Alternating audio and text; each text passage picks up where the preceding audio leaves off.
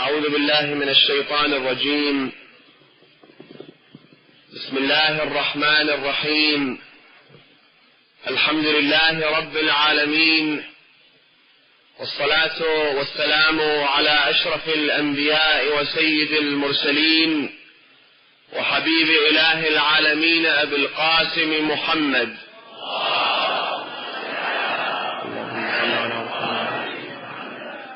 وعلى آل بيته الطيبين الطاهرين المعصومين المكرمين الغر الميامين، سيما بقية الله في الأراضين وحجته على الخلائق أجمعين، مهدي هذه الأمة وطاووس أهل الجنة الحجة بن الحسن العسكري، فداه أرواح العالمين.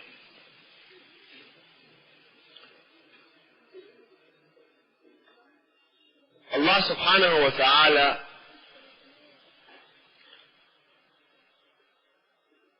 having sent the last messenger and the last apostle to the people, He sent along with him the most complete and perfect religion of all.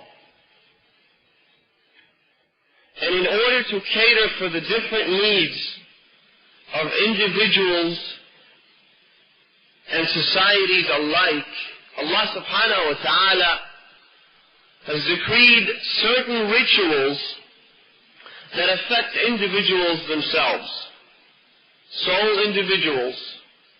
There are things that have to be performed by these individuals on an individual basis, by themselves. These include rituals and forms of worship such as prayer, fasting. Obviously, there is also a collective side to these rituals, because everyone being believers in Allah subhanahu wa ta'ala, they need to perform these rituals at the same time together. So you could consider fasting as an individual form of worship to Allah subhanahu wa ta'ala, but at the same time, because everybody does it in the holy month of Ramadan, it is in a sense a collective form of worship, a collective decree, a collective ritual within the Islamic religion. But generally speaking, these forms of worship are individually based rather than collective. On the other hand, you have these collective rituals and collective forms of worship, such as congregational prayers. In Islam, it is not obligatory for people to perform prayers in congregations and in assemblies. It is not obligatory. They don't have to do it. But at the same time, we have so many traditions by the Holy Prophet and his immaculate household that encourage people to perform their prayers collectively. Allah subhanahu wa ta'ala refers to that in the Holy Quran by saying, وَارْكَعُوا مَعَ الرَّاكِعِينَ. And in other verses where He says, مَثْنَا وَفُرَادَ قُومُوا لِلَّهِ مَثْنَا وَفُرَادَ قُلْ إِنَّمَا أَعِظُكُمْ بِوَاحِدَةٍ أَن تَقُومُوا لِلَّهِ مَثْنَا وَفُرَادَ. Say, I exhort you to only one thing, to rise in the sake of Allah subhanahu wa ta'ala in twos and in ones. And it's interesting to note how the verse says, I exhort you only to one thing, yet Allah subhanahu wa ta'ala orders us to do two separate things. One is to rise in His sake and in His way in twos, and the other one is to rise in ones, individually, by ourselves. And it's interesting because these two forms of performing the same prayer, the same form of worship, are actually two parts of one single entity. You cannot rise in the way of Allah by yourself, period. And you cannot rise in the way of Allah collectively and within assemblies and within societies either, without paying any attention and focus on the individual side of Islam and the individual side of these forms of worship. And so there are so many other examples that I can mention. Prayers, giving charities to the poor, for example. That is a collective sort of way of worshiping Allah subhanahu wa ta'ala. We all have to chip in. Everyone has to help each other. we'd have to have charitable organizations. We'd have to have, different bodies that take care of this way of worship and this ritual in Islam. It's important to do that because you are dealing with a whole big society. It's not one poor person in society that we need to provide for. No, it is a whole class within our society. And so the entire society, the whole nation, needs to rise up, hand in hand, help each other out, and provide for the poor and the needy within their own societies. Hajj, for example, performing the pilgrimage to the house of Allah subhanahu wa ta'ala, is a collective ritual. We all have to do it. We all, in fact, dress up in the same uniform. We dress up in 2 pieces of shroud that need to be white. They can't be, for example, sawed. They can't look different from the others. We all look alike. When you go to Hajj, you will notice one of the most striking things about Hajj is that everyone looks like the rest. There is no people with turbans or crowns or hats or caps or whatever. Everyone looks like everyone else. And this is why it's a miniature version of the day of resurrection, when everyone comes back from the dead, waiting for the judgment of Allah subhanahu wa ta'ala. They will all look alike. You won't see scholars with turbans over there. You won't see kings and queens with crowns. You won't see, street people with starter hats or whatever. They will all look exactly the same. And so Hajj is being made into this miniature version of the day of resurrection in the way you actually think of yourself as a dead person who has been brought back to life. Instead of being dressed up with the shroud when you're dead, you dress yourself up with the shroud. Instead of being washed just prior to be taken into your grave, you wash yourself. You perform the ghusl and prepare yourself to answer the call of Allah subhanahu wa ta'ala and accept His invitation to His house. So this again is a collective ritual. One of the most important collective rituals in Islam is the prevention of the vice and the enjoining of the good. In Islam, we have 5 pillars and 10 branches. The 10 branches include prayer. And prayer is the pillar of our religion. On the Day of Judgment, you won't even be asked about how much you fasted or what you gave to the poor or so forth. If you don't answer, if you don't provide the right answer to the question of whether or not you used to pray in this world. Prayer is the pillar of our religion according to the Prophet. Now prayer is a branch.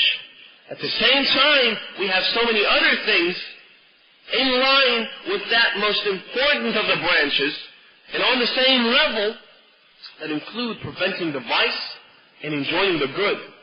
So if that branch in the Islamic religion is neglected, it's just as damaging and just as bad as if people stop praying, and as if people stop fasting, and if people stop performing the pilgrimage to Hajj, and if people stop paying, giving charities to the poor, and if people stop struggling in the way of Allah subhanahu wa ta'ala. Sometimes this ritual, this most important of all rituals, is neglected and abandoned and trivialized despite the great significance that it holds in, for example, fixing the problems of society, in creating a good society rather than a corrupt one. It's so important. Now, if we raise these issues, especially in the Western world, where people are happy with their free lifestyles, someone might tell you, whatever happened to good old values such as personal liberty and individual freedom, and things like, I need my space, my body, my choice. Whatever happened to those? Enjoining the good and preventing the vice means that you should go approach people, tell them what you're doing is wrong. You should stop doing that. If you see someone slapping a small child in the street, someone who doesn't have the right to do that, you go up to him and you tell him, this is wrong. Get away from the child. So, whatever happened to good old values of personal liberty and individual freedom?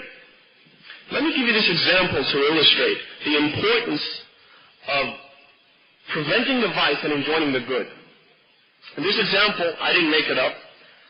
It was narrated in a tradition by the Holy Prophet of Islam, Prophet Muhammad sallallahu alayhi wa sallam. He says, imagine a big ship, an ocean liner, going through the sea from one continent to another continent, and in the middle of the ocean, obviously an ocean liner, one of those holiday cruises, they're composed of two main sections. You have the public section and you have the private section. The public section is where everybody gets around, they play poker and swim and talk and socialize and so forth. The private section is where everyone is allocated their own rooms or apartments, and obviously they come in different classes. Not that I've ever been on one of those cruises, but they sort of tend to have these private sections where everybody gets their own room, their own private secluded area. Now imagine if someone departs the public section, they leave that area, they leave everyone behind, they go into their own room in the private section. Now, in a private room, you're allowed to do whatever you want, right? You paid your fare, and you have a right to be there, so you could either walk around in your room, you could lie down, you could sleep, you could watch TV, play golf, whatever. But what if someone goes into their own room and starts digging a hole, penetrating through the ship's deck? Will people come, stand by indifferently, and say, well, he's got every right to do that. It's his own room, right? Someone might say, oh, have you got a ticket? Oh, yes, you do. Oh, I'm sorry. I didn't see the do not disturb sign outside. Just carry on. Do whatever you have to. Will people do that? Or will they stand and scream in that person's face, you crazy imbecile. You'll get us all killed by doing that. Now, what if he says, look, I don't want to commit suicide. Happy? I want to do that. What are you going to do about it? Do they all just stand and show indifference and not do anything? Of course not. Because it's everybody's life that's at stake. It's the collective interest that is at stake. You don't just stand there and look at the guy. You try and stop him. If you resist, you lock him up. If he continues to resist, you throw him overboard. Because he's endangering the lives of everyone on the ship. He might be crazy. He wants to commit suicide. Go do it on your own time. Get eaten by the sharks or something. Don't endanger my life. And that's only a logical thing to do. To stop and resist. Now, when it comes to preventing the vice and enjoining the good, in a society, it is the collective interest that is at stake. When someone commits a crime, and when I say a crime, I mean a crime against the laws of the one who put all the laws into this world. When I say a crime, I mean defying the orders of that who put order into the universe. I'm talking about committing sins. When someone does that, and when they do it in public, they are endangering the safety of everyone in society. Because sins have a tendency, they sort of inhibit a quality like the domino effect. One domino goes down, the next one has to go down, and the next one, and the next one, and the next one, and all of a sudden, everything's down. Everything's gone. Everybody's dead. It might not be as dangerous as a lethal, for example, disease or so forth, but it ends up corrupting to the entire society. Should we just stand by and show indifference and say, let the man carry on, he's free, it's his body, his choice? Well, it's not your body and it's not your choice. If it was your body, why is it that you lose control over it? Why is it that you get sick? Why is it that you die? It's not your body. It was given to you. That's why you say, this is my body. Who are you referring to when you say my? Who is the body added to? It's not your body, bro. And it's not your choice. It's like when, for example, you see these international organizations such as the World Health Organization, the WHO. Preventing the vice and enjoining the good is like mandatory vaccinations that the WHO imposes on certain countries. For example, there might be an outbreak of a certain disease such as Ebola in the Mozambique or in Zimbabwe or whatever. You have the outbreak of this deadly, dangerous virus. The WHO rushes in, sends its own, specialists and doctors and so forth. They try to contain the outbreak of the virus because they know that if they don't do that, their own lives will be at stake. This virus will leave that area. The outbreak will cover the whole world in no time. It will leave the country, via people, humans or animals or whatever, but it will reach other countries as well and threaten the lives of people living in other countries.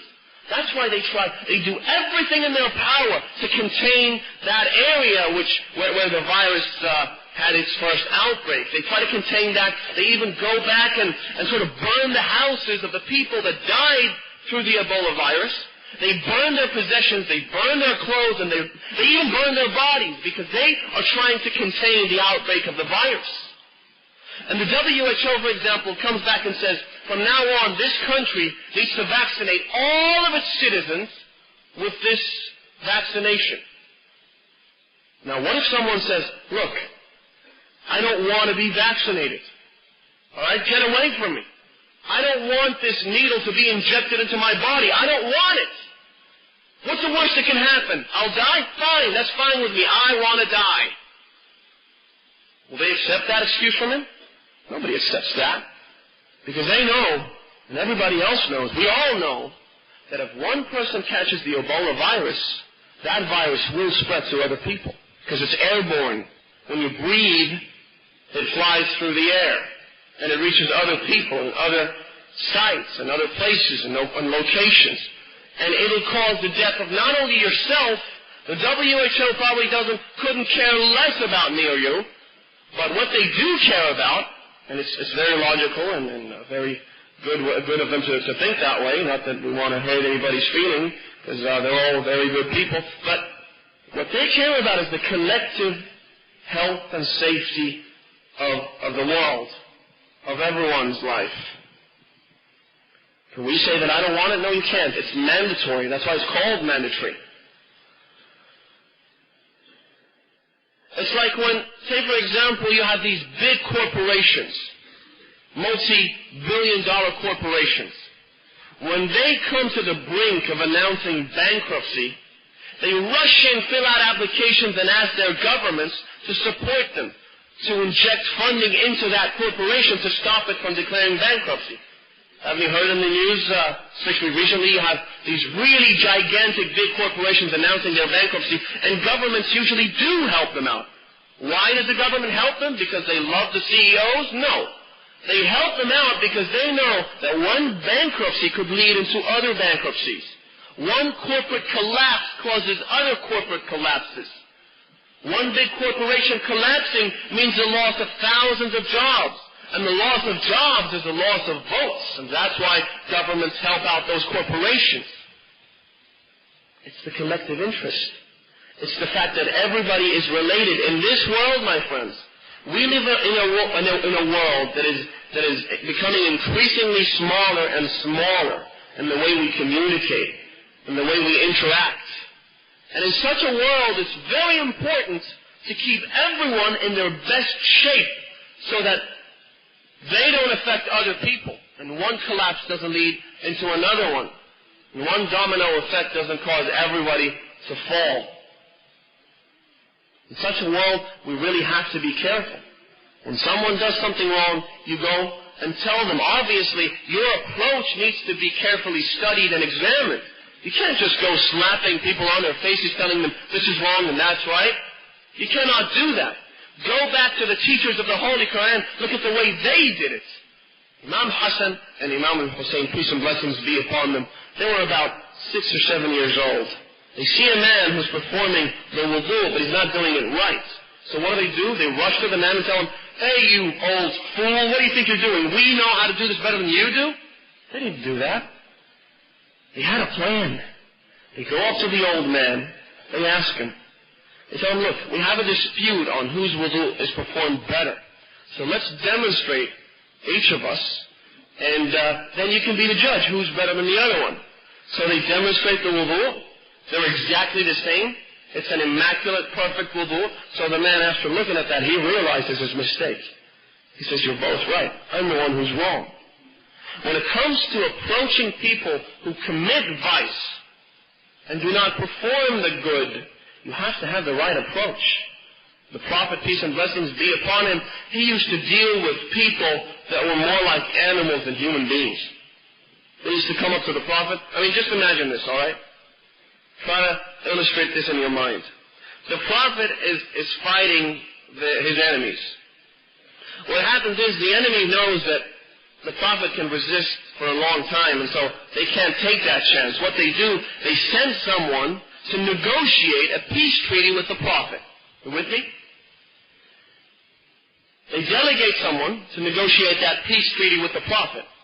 Now, obviously, when you designate someone as the negotiator who represents you in a war where it's really sensitive and, everything that could go wrong, you choose the right person. You choose someone who is qualified to engage in these negotiations, someone who is smart, someone who is diplomatic, someone who is very careful in his choice of words and the actions that he performs, right? Isn't that a logical thing? Do you know who they sent? They sent a person who goes up to the Prophet.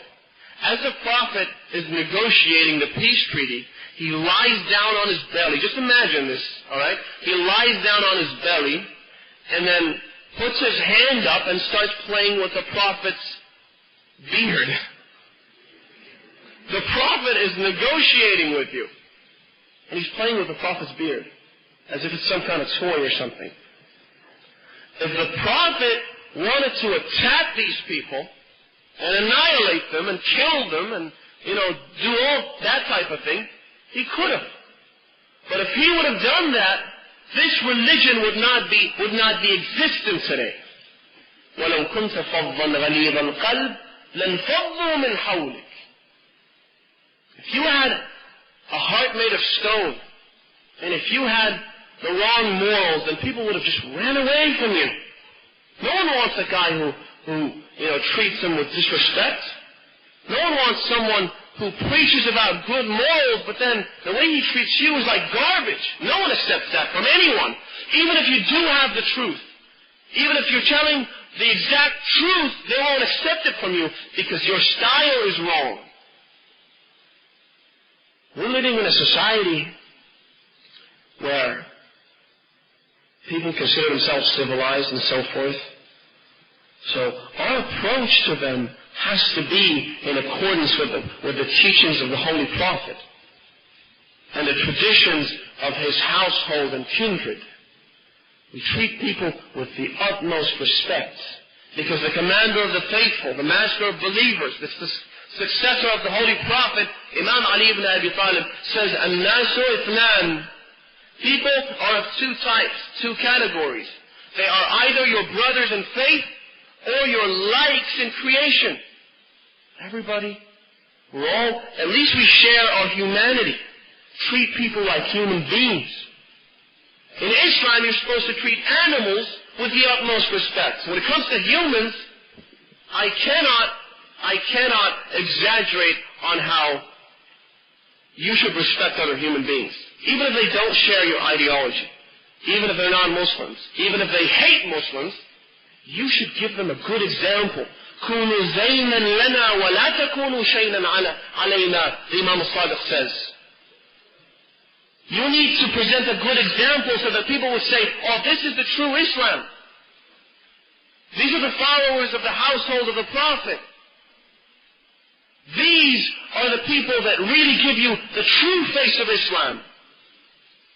Because there are, as you all are aware, some sinister attempts to destroy this beautiful image of the Holy Prophet and his household. This very nice image of the Prophet, there are so many attempts out there to destroy it. Now we should be here with a mission to try and restore that good image of Islam and the good image of the Prophet of Islam. To try and be good examples. Why is it that sometimes you see people, with tattoos of the sword of Imam Ali alayhi salam, but they're as far as Imam Ali's morals as anyone could ever get? Why is it that some of us have necklaces with, that resemble the sword of Imam Ali, and the necklace is probably even bigger than the actual life-size sword of Imam Ali, yet when it comes to their morals, when it comes to the way they talk to you, and the language they use, they're as far as Imam Ali and the teachings of Islam as possible. Imam Ali is a treasure, and a treasure is only valuable when you actually go out there, dig it up, and bring it out and use it. Imam Ali is not some poster on the wall. He's not some name we carry around. He is a reality. He is not some mythical, legendary character in history that we came up with. He is someone we can imitate and follow. He says, when talking about Christians and Jews, he says, that who harms a Christian or a Jew has harmed me. He doesn't say, it's as if he has harmed me or he disturbs me. No. Whatever you do to a Christian or a Jew living in an Islamic country, you have done that thing to Imam Ali himself, the leader of the Muslim nation. That's the kind of example we should follow, and that's the example we should show to everyone. So again, back to the topic of preventing the vice and enjoining the good. We find in the traditions of the household of the Holy Prophet, and when studying the journey of Imam Hussein, peace and blessings be upon him, to the land of Karbala, we find that Imam Hussein emphasizes the idea that he did not leave the land of his grandfather, the city of Medina, except for accomplishing this goal, except for enjoying the good and preventing the vice. Now why would he do that? Actually, let's rephrase the question. Back in the time before Imam Hussein's uprising, this is a really important, pivotal question, without the understanding of which most of the actions of Imam Hussein don't make sense. It's important to know why the uprising. And to answer this question, we need to look at the nature of people prior to the uprising. We need to look at the atmosphere before Imam Hussein engaged in that tragic battle, the battle of Ashura. If you look at the history of the Muslim nation prior to that, you will find that the mosques were full of people praying. You will find that the pilgrimage to Hajj was performed by millions, probably even more than performed today. Some traditions even elevate the number to as high as 4 million. Even today we only have about 2.5 million that perform the pilgrimage. 4 million back then? Well, then why did he rise? If the mosques were full of people, if people were giving charity to the poor, if people were already performing the pilgrimage to Hajj, why would he rise? Why would he risk the lives of not only himself, but his entire family and close circle of companions? Why would he do it? Even though he knew that he'd be killed, even though that he was warned, even though that he was cautioned by his family members not to go. They told him, how could you trust the people of Kufa? How could you go out there and risk the lives of yourself and your companions and your household when you know that these people want nothing but your blood and the shedding of it? Why did he rise? Well, first of all, Allah subhanahu wa ta'ala, when He says to us, pray, or when He says fast, or when He says come to my house and by performing the pilgrimage, He wants all those rituals performed the way He wants them, not the way we want them. Obviously, you could see the difference between two people praying, one person not paying any attention whatsoever to the words being recited, and one person thinking about each and every word that he recites. There's a huge difference between the two. In fact, one verse that says, وَلَا تَقْرَبُوا الصَّلَاةَ وَأَنْتُمْ سُكَارَى, has been interpreted as not only do not approach prayers while intoxicated with alcohol, that's obvious, but at the same time, do not approach prayers when you're not thinking about the words you're saying. Think about them. The whole point of engaging in prayers is to converse with Allah. And to converse, you need to know what you're saying. If you don't know what you're saying, obviously you won't know the response you'll get. And there's no point in praying at all, even though you need to pray. I'm not saying if you can't focus your attention, stop praying. No. Pray, but at the same time try to focus and think. Now, the rulers of Bani Umayyah, the people that turned the Khilafah system into a hereditary dictatorship, an oppressive regime, the father giving the rule to his son and the son to the grandson and so forth. Those people turned Islam into a bunch of rituals that were empty on the inside. Slogans that didn't resemble anything. In fact, they turned Islam into a huge, gigantic building, beautifully decorated on the outside. The exterior is brilliant, but the inside was eaten out by termites. It was all gone. One touch and it would collapse. They turned Islam into this huge religion covering a very wide stretch of lands. In fact, back in the time of Imam Ali, he used to rule 50 of today's countries. Not 1, not 10, not 20, but 50 of today's countries. From the far side of the ocean to the other far side of the ocean. Now, this was Islam at the time of Bani Umayyah. Why did that happen? Because they were turned, listen to this is really important to understand. The Khulafa of Bani Umayyah, the rulers of Bani Umayyah, back in the time of the Prophet, they were known as idolaters, as people who hated the Prophet, as people who fought with the religion of Islam and its growth, until the very last time they were captured by the Prophet's army. The Prophet, with his infinite heart filled with mercy, he came up to them and he called them the tulaqa. He released them. And it wasn't because they became Muslim. It wasn't because they were turned into good people all of a sudden. It was because the Prophet wanted to defame them and denounce them and degrade them. I have captured you, but I will show mercy. I will not kill you. Go as you are the released ones. Now, back in the time of the Prophet, Abu Sufyan and Muawiyah and Yazid, these were the people that the Prophet used to curse all the time. Because Muawiyah was the flag and the standard bearer of the mushrikeen, of the idolaters that fought the Prophet. So he was a known idolater. There was no harm in cursing him.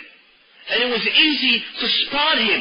It was easy to detect him and to detect his harm. Because he was an idolater. He was on the other side of the line. He was a member of the mushrikeen, whereas Muslims were Muslims and they had their own united body.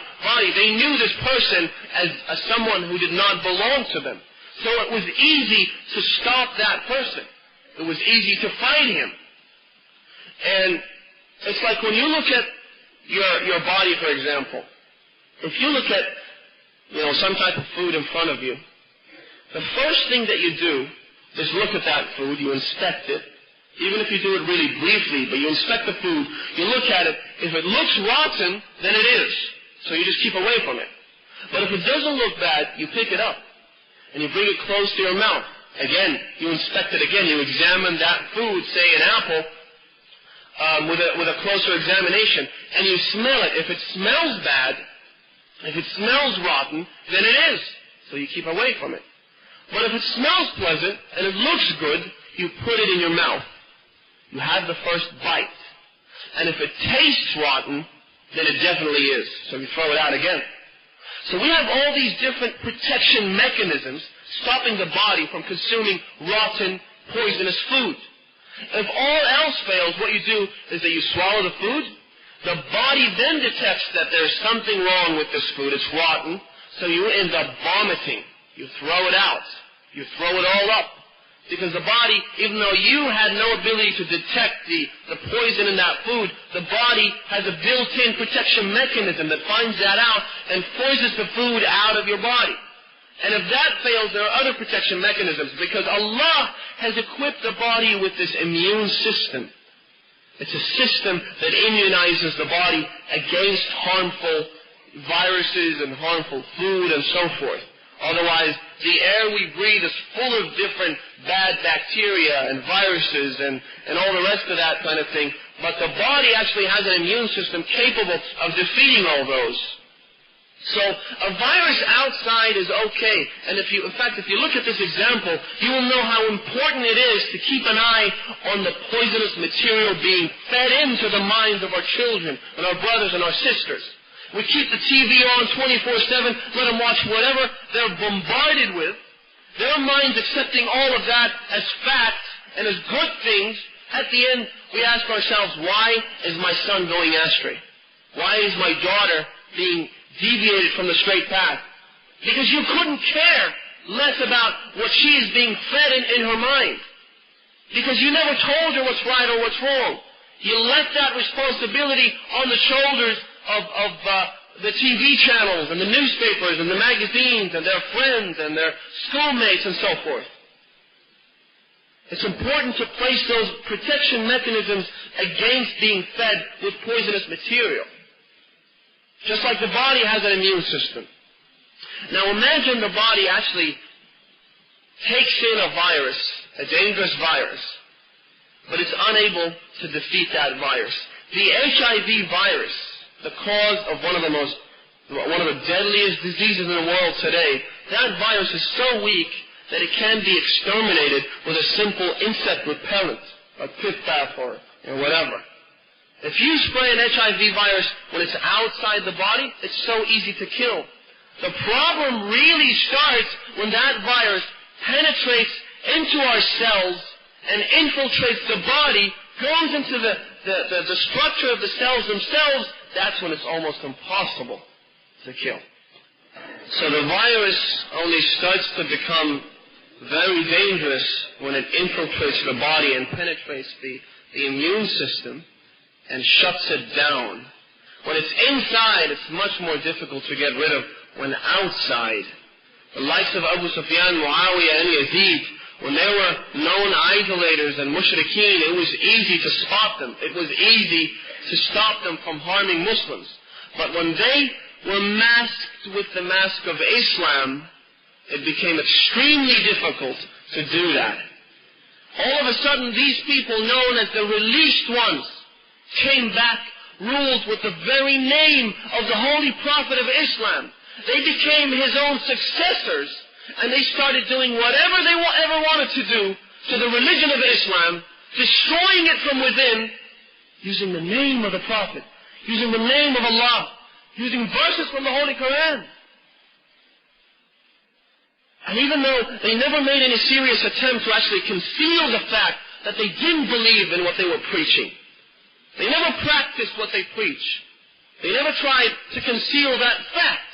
Yet people, having seen these people proclaim the testimony of the oneness of Allah, they were fooled by them. They thought, well, they must be good then. And Muawiyah came. He really did destroy the religion from within. He came, the first thing he did was that he fought the commander of the faithful, the imam of the Muslim nation at that time. He fought a bitter battle with Imam Ali alayhi salam. Then after defeating him, he came back and he told the people in a sermon, he said, Wallah, ma qataltukum litasumu wa la litasallu. I didn't fight you so you'd pray and fast, because I don't even care about that. I fought with you, and I have enslaved you just so I could have fun giving out orders. He actually said that to the masses. He didn't believe in anything. He just wanted to have fun ruling the people, consuming their resources, eating their money. Yazid. Did you know what Yazid... Let's talk about Yazid, all right? Let's tell you just a little about the accomplishments and the achievements of Yazid ibn Muawiyah ibn Abi Sufyan. And obviously, this whole Khilafah thing is a chain reaction, if you know what I mean. Perhaps we'll talk about that tomorrow, inshallah. But let's not care about what's happened before that. But the Khilafah finally ends up in the hands of Yazid ibn Muawiyah. You know what he does? The first year of his rule, he killed the master of the youth of paradise, Imam al-Hussein, peace and blessings be upon him, in the most brutal manner, in the most vicious way possible. He killed him, he killed his children, he killed his brothers, he killed his family, he killed his companions, he killed them all. That was the first accomplishment in the first year of his rule. The second year, he invaded the city of the Holy Prophet, Al-Madinah al-Munawwar. He invaded that city with his army. He killed about 1,000 of the Prophet's companions, and he let his soldiers rape 1,000 virgin women in the city of the Prophet himself. And then at the end of it all, he took a pledge of allegiance from the people living in the city of Medina, that they were his slaves. Not citizens, but slaves. That was the second achievement. The third year, he topped it all off by demolishing the house of Allah, the Kaaba. He attacked the city of Mecca, and he demolished the Kaaba. All in the name of Islam. All in the name of Allah. All in the name of the Prophet himself. The disease of hypocrisy.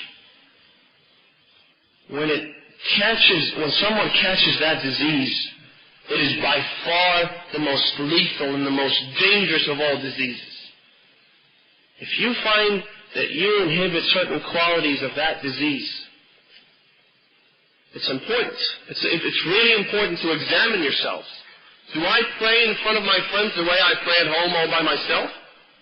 If not, then you have just diagnosed yourself with the disease of hypocrisy. But you're lucky because you've diagnosed yourself at a very early stage. Obviously, we're not saying that we're like Yazid, God forbid, na'udhu billah. He reached the highest level in that disease. And that's why he will go to the lowest levels of the fires of hell. Now, if you find that you do things in front of people, if you act in front of people in a different way than when you're by yourself, alone, in your house, in your own bedroom, then start fixing that problem. Try and cure that disease. If the way you pray is different from, when you're in public or when you're by yourself, then try and pray exactly the way you would pray in front of other people when you're by yourself. Try to change that.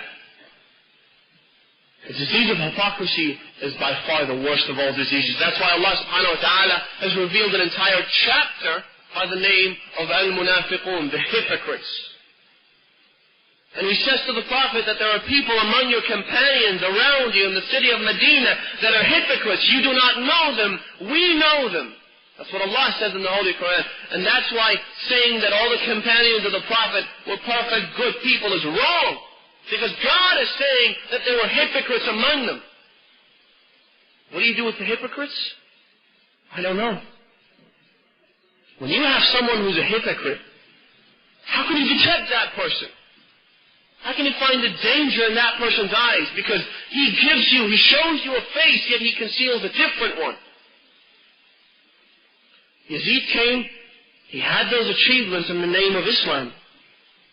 And not only that, when they brought the head, the glorious shining head of Imam al-Hussein alayhi salam, and they put it in a golden bowl in front of him, he would look at that head, he'd have a stick in his hand, hit it on the face of Imam al-Hussein, peace and blessings be upon him, hit his teeth, hit his lips, and at the same time says, لَيْتَ أَشْيَاخِي بِبَدْرٍ شَهِدُوا نَزَقَ الْخَزْرَجِ مِنْ فَرْطِ الْأَسَلِ لَأَهَلُّوا وَاسْتَهَلُّوا فَرَحًا ثم قالوا يا يزيد لا تشل لعبت هاشم بالملك فلا خبر جاء ولا وحي نزل. I wish that my forefathers would be around to see what I have done. I have now avenged their blood.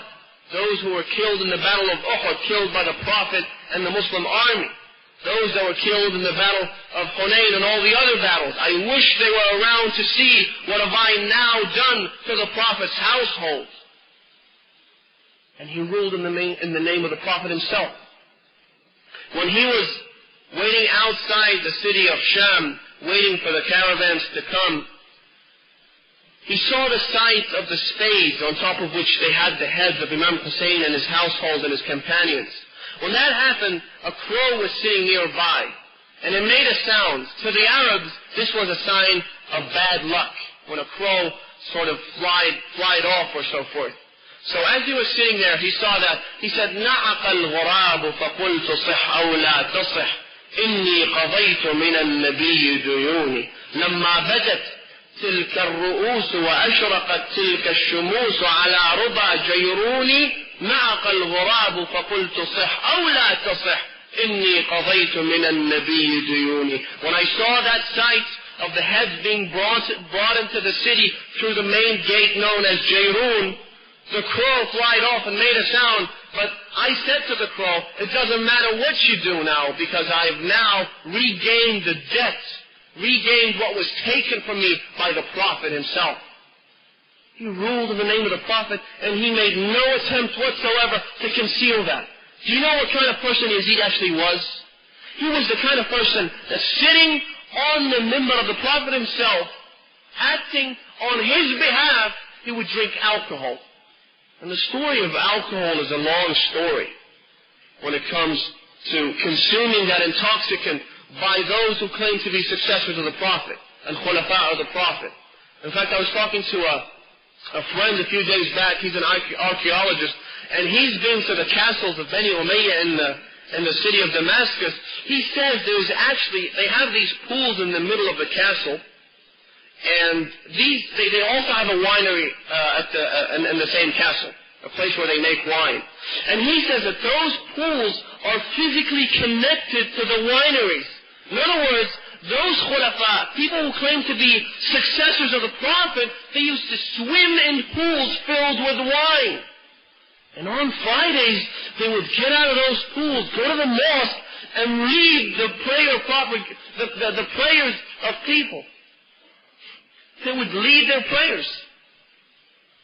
And one of them, one day, he was so intoxicated, he was so drunk that he couldn't go. So he had a mistress who was also doing exactly the same thing, swimming in the pool of wine.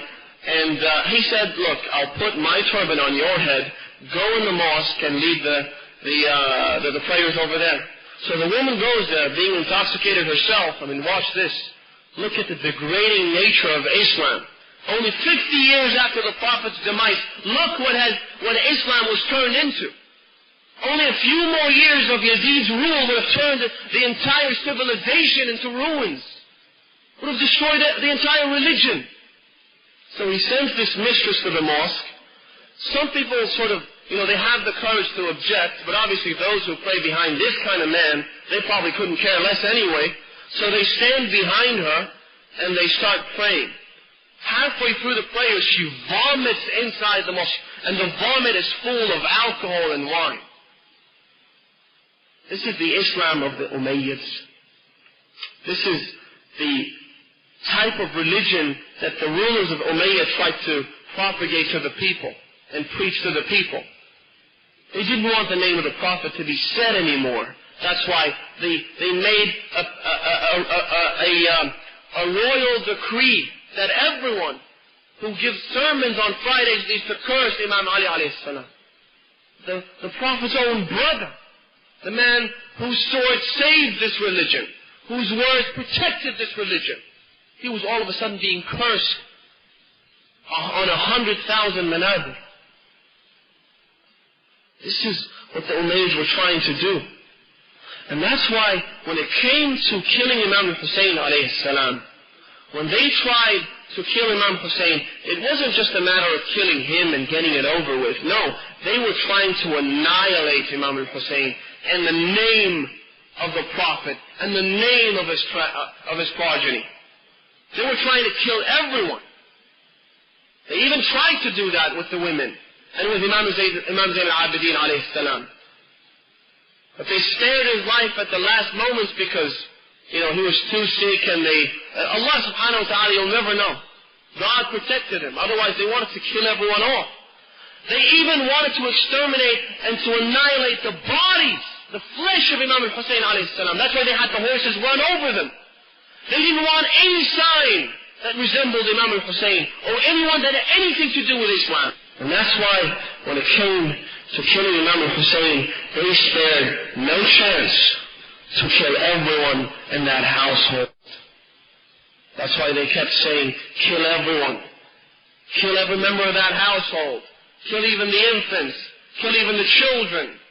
And that's why when Imam al-Hussein had all his companions killed, when they were all dead, it was now the turn of his household, his children, his brothers. And the first one to rise up and go into the battlefield was Ali al-Akbar, Imam Hussein's eldest son.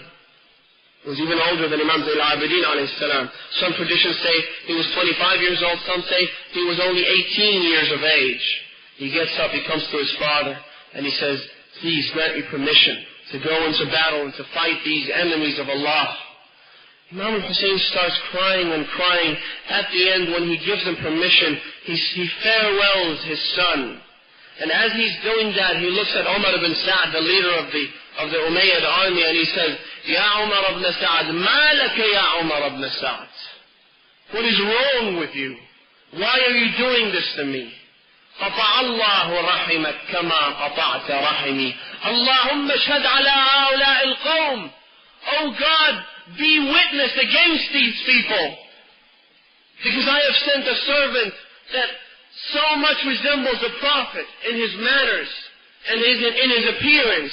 A person that whenever we wanted to remember the Prophet, we would look at this person. We would look at my son Ali al-Akbar. And then he says to Umar ibn Sa'd, he says, I pray to God that he would send someone to kill you on your bed for what you have done to me.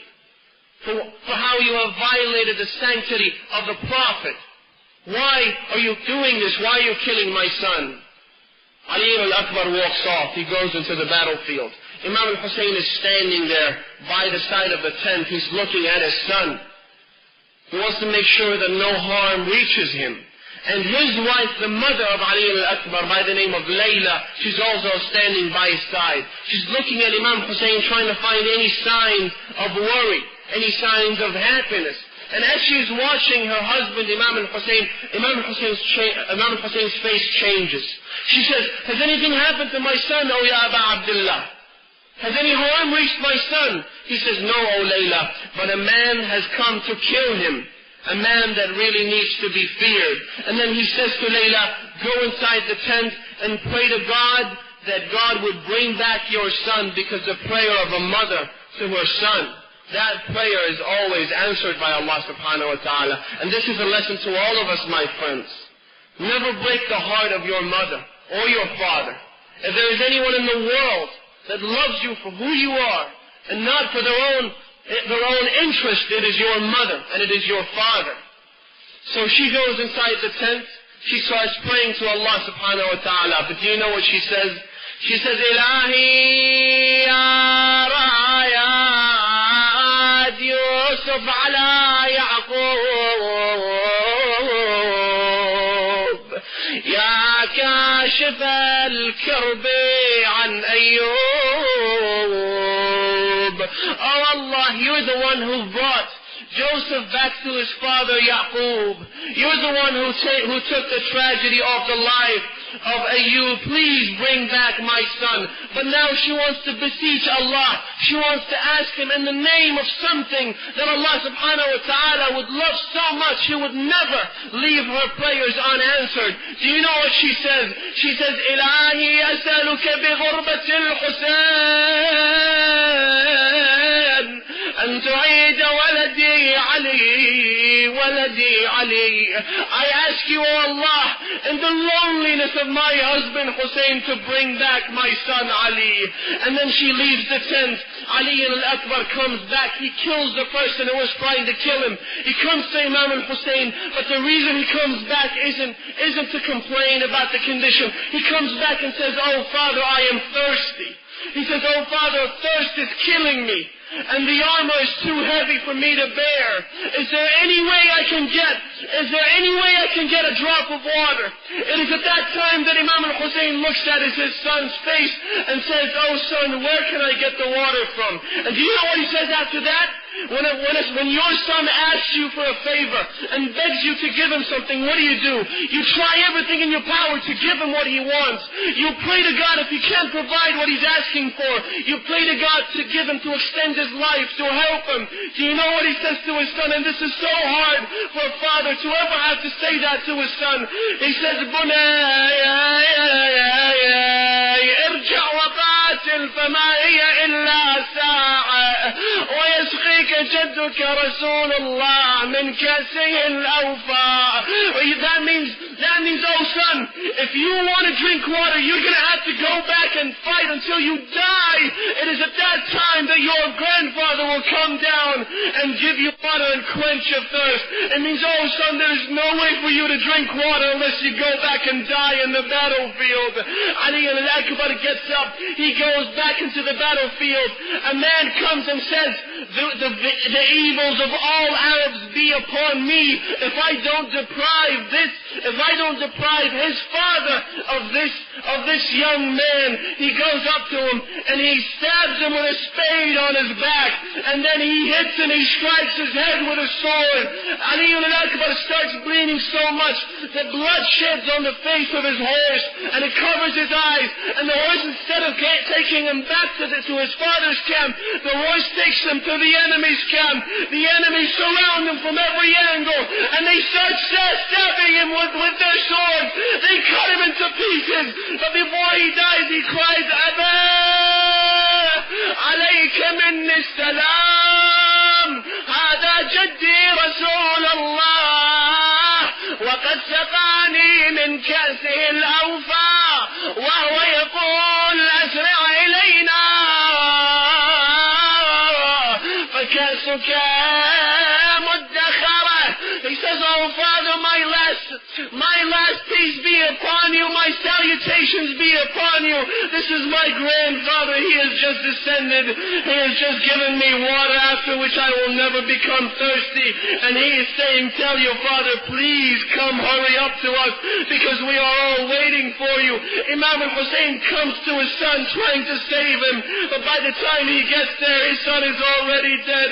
He cries, Bunay, قتل الله قوما قتلوك ما أجرأهم على الرحمن. May God kill those who killed you. How daring are they in the face of the compassionate Allah.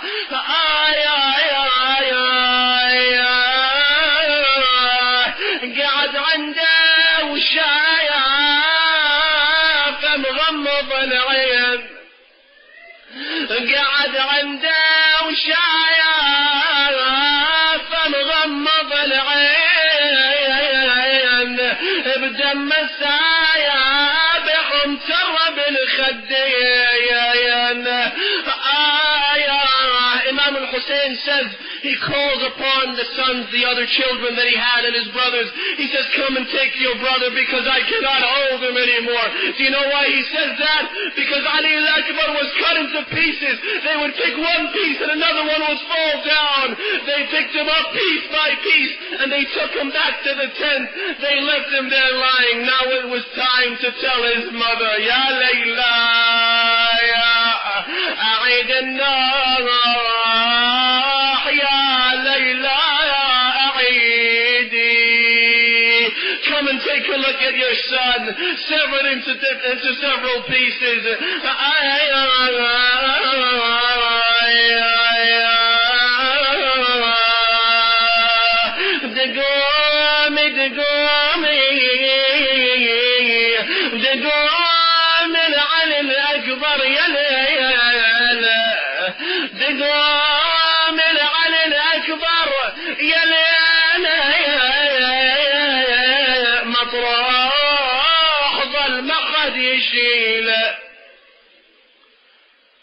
The حول ولا قوة إلا بالله العلي العظيم. إنا لله وإنا إليه راجعون.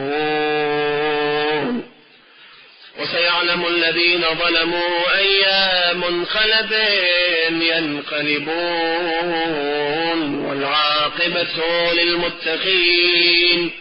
إلهنا إنا نسألك وندعوك باسمك العظيم الأعظم الأعز الأجل الأكرم يا الله يا الله يا الله يا الله يا الله يا الله يا الله يا الله يا الله يا الله. اللهم عجل لوليك الفرج والعافية والنصر. اللهم اجعلنا من أصحابه وأعوانه وشيعته ومحبيه والذابين عنه والممتثلين لأوامره ونواهيه. اللهم اقض حوائجنا وحوائج المؤمنين والمؤمنات يا الله.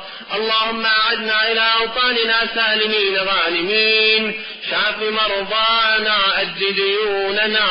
اللهم وتقبل منا هذا القليل والمؤسسين. اللهم تقبل منهم. اللهم وأيد وسدد علماءنا العاملين خاصة سماحة آية الله العظمى السيد علي السيستاني. اللهم وفقه لكل ما تحب وترضى يا الله. وارحم أمواتنا وأموات الحاضرين وإلى أرواحهم نهدي ثواب سورة الفاتحة مع الصلوات.